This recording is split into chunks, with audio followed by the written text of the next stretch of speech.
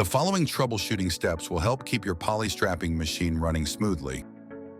If your poly strapping machine is not sealing the straps correctly, make sure it is set to heat setting 4. Raise the top plate and wait 10 minutes to avoid injury. The unit comes from the manufacturer at heat setting 4. We recommend keeping it at setting 4 for most applications. Next, check the heater for plastic residue. If the heater is coated with strapping, use Scotch-Brite to clean it. If the heater is clean, check the press bars to confirm none are stuck in the raised position due to dirt and debris buildup or lack of lubrication. All 3 springs posts should be even with each other.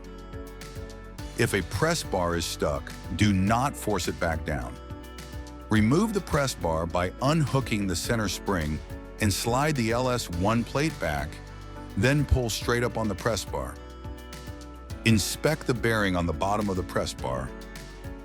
If the bearing is damaged, you will need to replace the press bar. If it's not, gently clean the sides and apply light machine oil.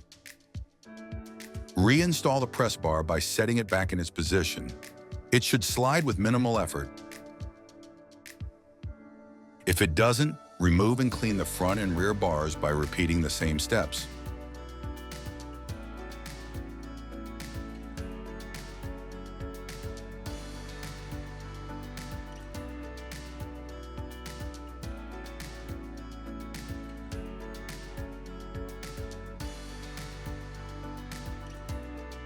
Install the bars.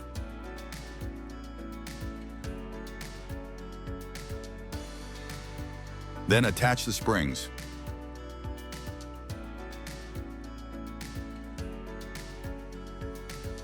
Turn the machine on and allow it to run with the lid closed for a few minutes. Then test the strapping again. Should you have questions, Uline's repair department can be reached by calling customer service. Be sure to shop now, watch more, and subscribe.